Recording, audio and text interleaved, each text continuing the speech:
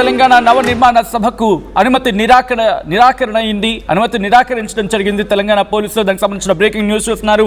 అనుమతి నిరాకరించడంతో రేపటి సభపై ఉత్కంఠ నెలకొంది. దానికి సంబంధించిన బ్రేకింగ్ న్యూస్ చూస్తున్నారు. ఇప్పటికే పవన్ సభను అడ్డుకుంటామంటూ తెలంగాణ వాదుల నుంచి వార్నింగ్ వచ్చింది. ఈ క్రమంలోనే ప్రస్తుతం ఈ అంశం మీద తీవ్రమైన ఉద్రిక్త పరిస్థితులు నెలకొంటున్నాయా? అనుమతి ఇవ్వకపోతే ఊరుకునేది లేదంటూ జనసేన హెచ్చరిస్తూ ఉంది. దానికి సంబంధించిన బ్రేకింగ్ న్యూస్ చూస్తూ ఉన్నారు. తెలంగాణ ఎవడబ్బా సొత్తు కాదంటూ ఉంది జనసేన. మరి ముఖ్యంగా జనసేన నేత సాగర్ చెప్పుకొచ్చారు. ఇప్పటికీ పెద్ద ఇష్యూగా మారింది. పవన్ కళ్యాణ్ సభను అడ్డుకుంటే నష్టపోయేది వాళ్ళే అంటూ జనసేన చెప్పుకొచ్చింది. దాంతోపాటు ఇంకా మాట్లాడుకున్న సందర్భంలో ఇప్పటికే గచ్చిబౌలిలో సంధ్యా కన్వెన్షన్లో భారీ ఏర్పాట్లు చేసుకుంటుంది జనసేన. రేపటి సభపై బిగర్ ఎక్స్పెక్టేషన్స్ ఉన్నాయి జనసేనకు సంబంధించి. ఇక ఒకవేళ అనుమతి ఇవ్వకపోతే ఊరుకునేదే లేదంటూ జనసేన హెచ్చరిక జారీ చేస్తుంది.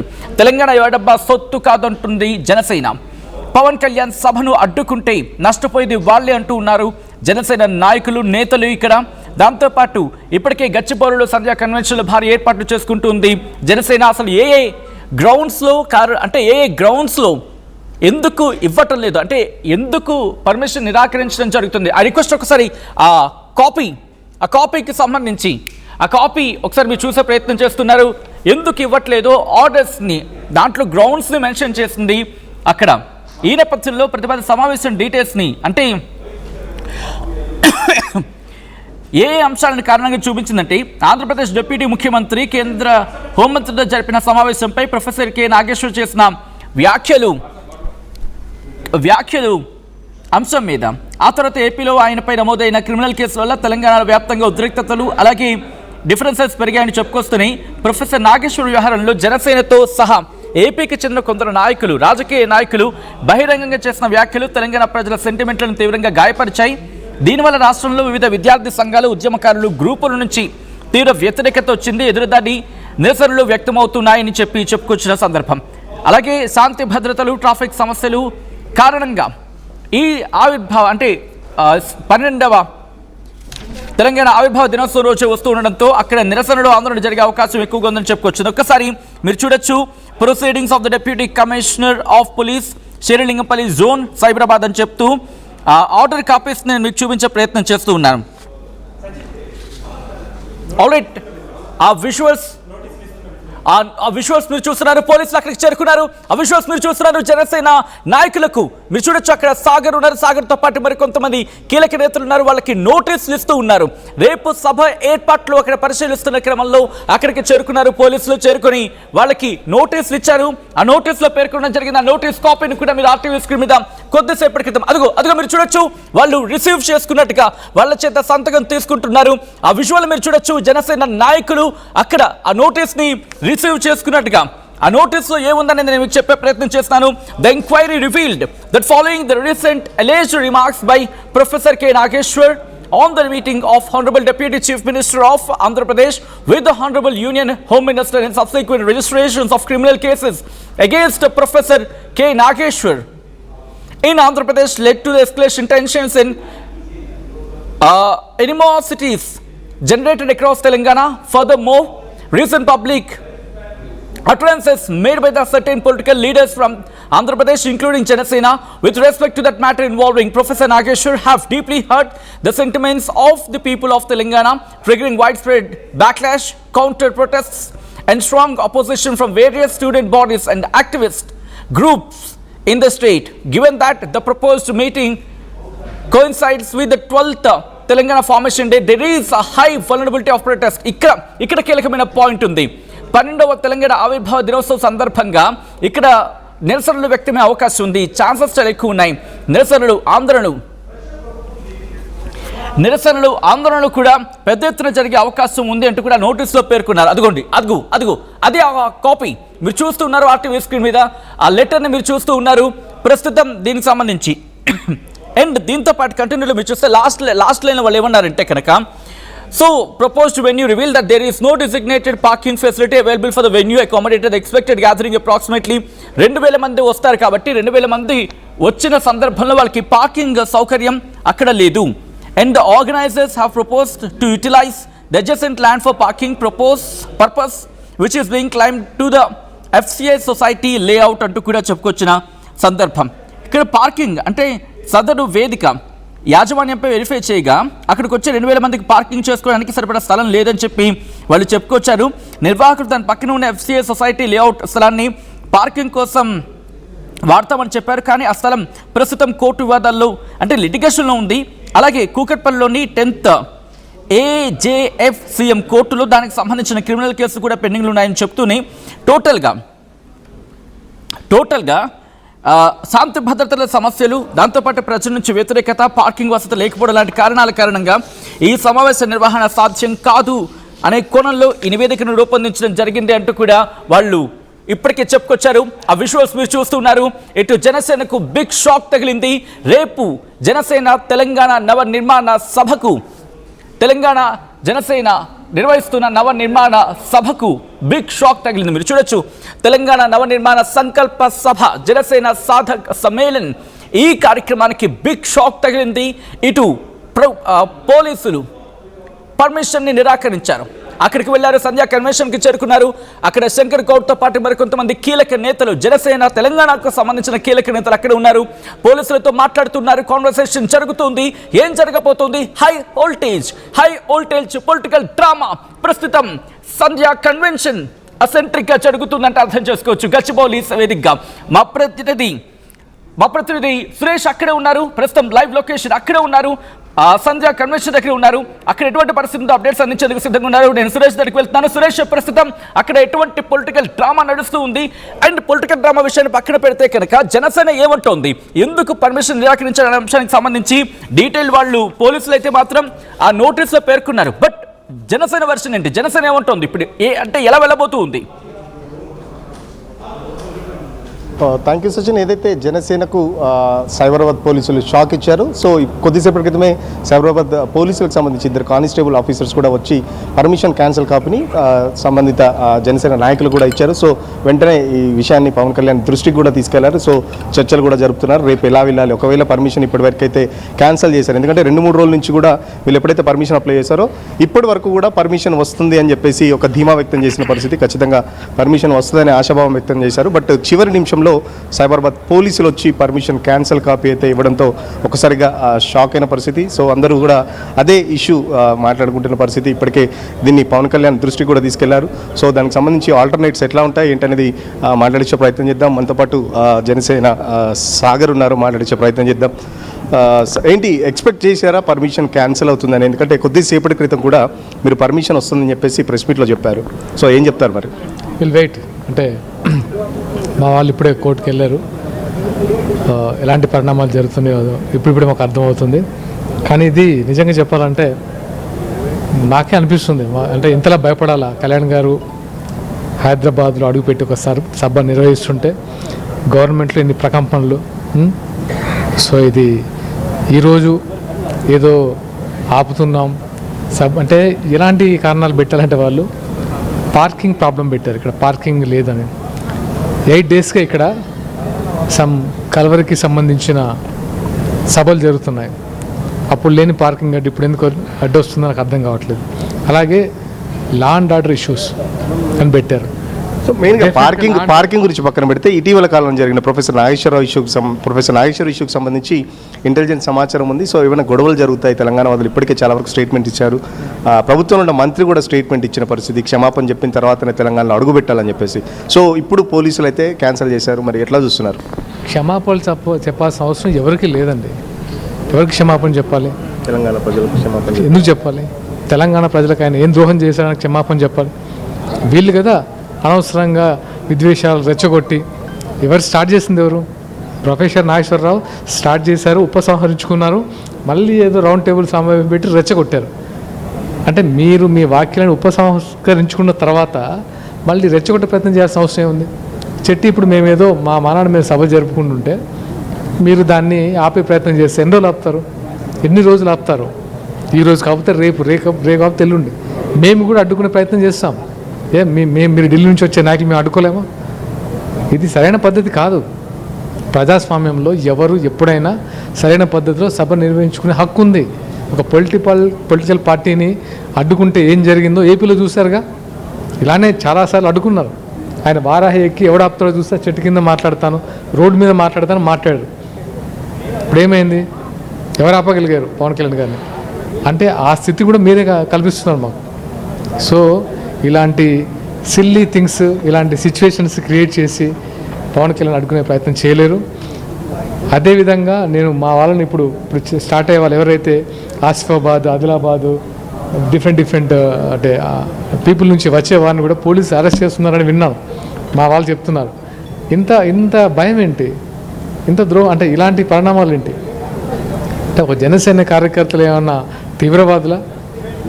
వాళ్ళు అరెస్ట్ చేసేంత అవసరం ఉంది. ఒక సభ నిర్వహించుకుంటే వాళ్ళు ఒక సభలో సాధకులు, అంటే మెంబర్షిప్ డ్రైవ్ చేసిన జన సైనికులు, వాళ్ళని అడ్డుకొని ఏం సాధిద్దాం అనుకుంటున్నారు మీరు? చూద్దాం. ఇలాంటి పరిణామాలు చేస్తే జనసేన కూడా చాలా తీవ్రంగా ముందుకెళ్తుంది, తీవ్రంగా ఖండిస్తుంది కూడా. సో పవన్ కళ్యాణ్ దృష్టికి తీసుకెళ్లారా? పర్మిషన్ క్యాన్సిల్కి సంబంధించి మాట్లాడారా? ఎవరన్నా ఏం చెప్పారు? ఇప్పుడే మేము చూస్తున్నాము. మేము కూడా పునరాలోచించి మేము అందరం డిస్కస్ చేసుకొని ఎలాంటి స్టెప్ తీసుకోవాలో మళ్ళీ మీకు తెలియజేస్తాం. Thank you.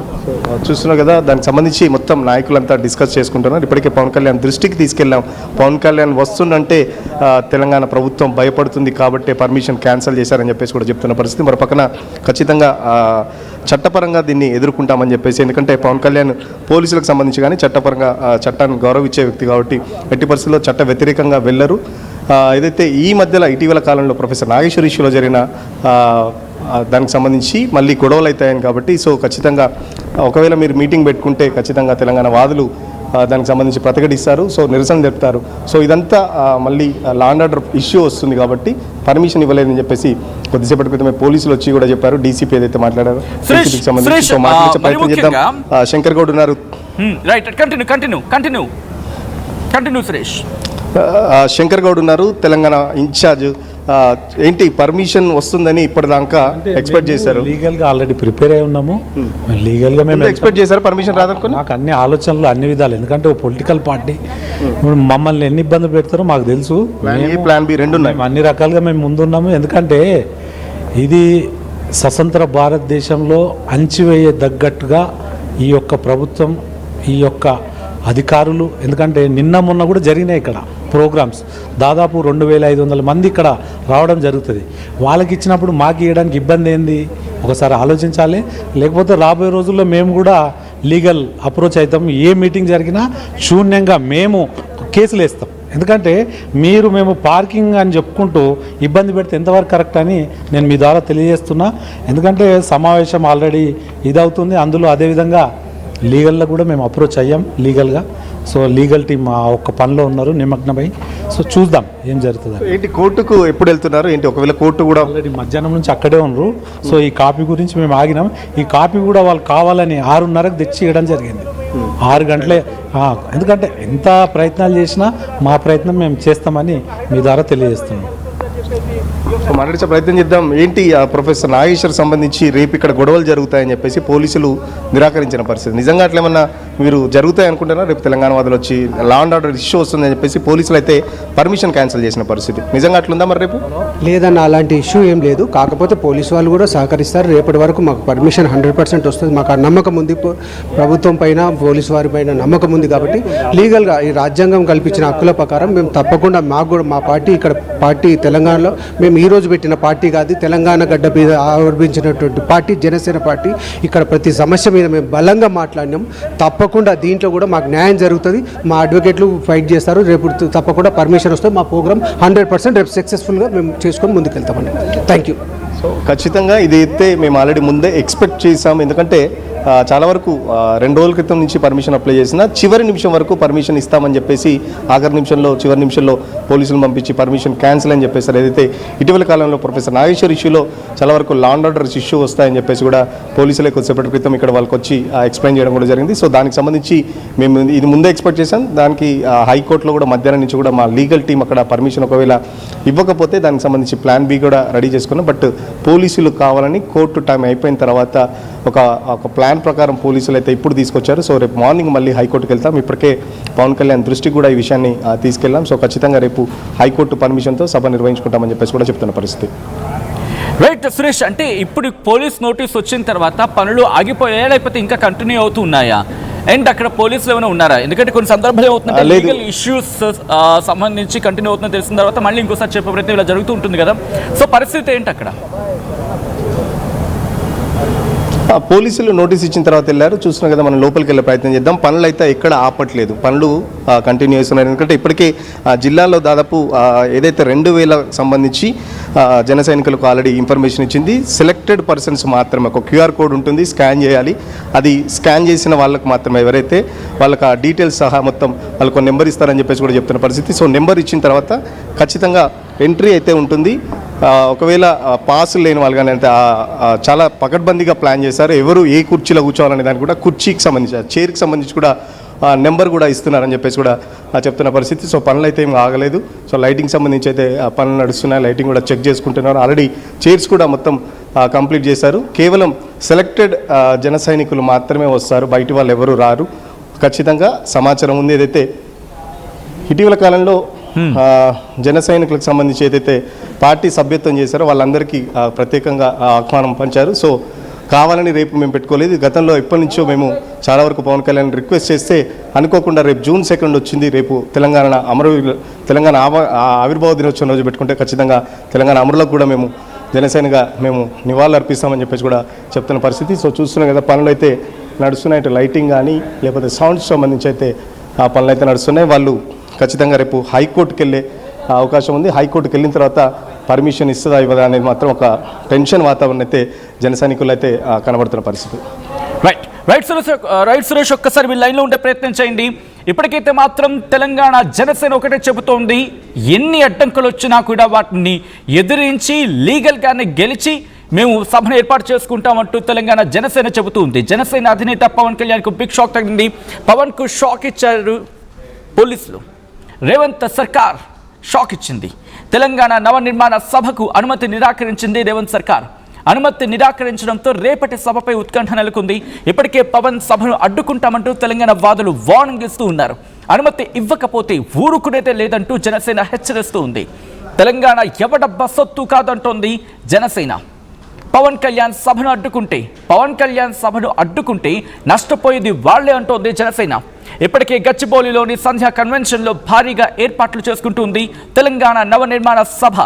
తెలంగాణ నవనిర్మాణ సంకల్ప సభ పేరుతో పవన్ రేపు సమావేశం నిర్వహించబోతూ ఉన్నారు. సభకు అనుమతి నిరాకరించడం జరిగింది పోలీసులు. అయితే వాటికి కారణాలు కూడా చెప్పుకొచ్చారు. The first reason, professor Nageshwar Pawan మధ్య వివాదంతో తెలంగాణలో ఉద్రిక్తత ఉంది. ప్రొఫెసర్ నాగేశ్వర్పై ఏపీలో నమోదైన కేసుల కారణంగా ఇక్కడ కాస్త అలజడి జరిగే అవకాశం ఉందని చెప్పి ఇంకొక రీజన్గా చూపించారు. తెలంగాణ ప్రజల సెంటిమెంట్ను దెబ్బతీసిన లీడర్ల కమెంట్స్ కారణమంటూ ఉన్నారు పోలీసులు. భద్రతా కారణాల దృష్ట్యా అనుమతి ఇవ్వలేమంటూ చెప్పుకొచ్చారు సైబరాబాద్ పోలీసులు. దాంతోపాటు అక్కడ పార్కింగ్, ఎందుకంటే 2000 మంది వస్తారు, 2000 మందికి సరిపోయినంత పార్కింగ్ అక్కడ లేదు. పార్కింగ్ ప్లేస్ ఏదైతే చూపించారో దానికి కాస్త లీగల్ ఇష్యూస్ ఉన్నాయి అంటూ కూడా అనేక కారణాలని ఇక్కడ నోటీసులో పేర్కొన్నారు పోలీసులు. ఈ అంశానికి సంబంధించి తెలంగాణ జనసేన రియాక్ట్ అవుతోంది. సాగర్ రియాక్ట్ అవుతున్నారు. ఆయన ఏమంటారో చూద్దాం ఇప్పుడు. పవన్ కళ్యాణ్ గారి సభకు పర్మిషన్ ఇవ్వకపోతే నష్టపోయేది వాళ్ళే. ఎందుకంటే రాజ్యాంగబద్ధంగా పర్మిషన్ వస్తుంది. పర్మిషన్ రాకుండా నమ్మకం ఉంది, వస్తుంది. ఎందుకంటే రాకుండా ఉండే ఆపే అంత ఉందా? పర్మిషన్ రాకపోతే ఊరుకుంటారా? ఎవరైనా ఎక్కడైనా పార్టీ పెట్టుకోవచ్చు, పార్టీ సమావేశాలు జరుపుకోవచ్చు, రాజ్యాంగబద్ధంగా అన్ని చేసుకోవచ్చు. సో డెఫినెట్గా పర్మిషన్ వస్తుంది. పర్మిషన్ రాకుండా ఆపడానికి ఇక్కడ ఎవరి సొంతం కాదు. తెలంగాణ ఎవడబ్బా సొత్తు కాదు. రేపు ఇంకో పార్టీ వస్తుందేమో. సో ఇవన్నీ తాత్కాలికమైన మాటలు, లేదంటే ఏదో ఇబ్బంది పెట్టడానికి, ఇబ్బంది పెడితే భయపడడానికో లేకపోతే ఎవరైనా తిడితే బెదిరిపోవడానికో ఇది మామూలు కాదు. ఇది తెలంగాణ జన సైనికులు మీరందరూ చూసే ఉంటారు. మిగతా పార్టీల లెక్క వేరు, జనసేన పార్టీ లెక్క వేరు.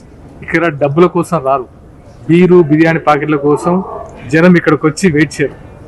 ఎండలో వానల్లో ఎలాంటి క్లైమేట్ ఉన్నా సరే పవన్ కళ్యాణ్ గారి కోసము గంటల తరబడి వెయిట్ చేసి ఆయన ప్రసంగాన్ని విని ఆయన ఆశయాలకు స్ఫూర్తిగా నిలబడే యువత ఇక్కడ ఉన్నారు.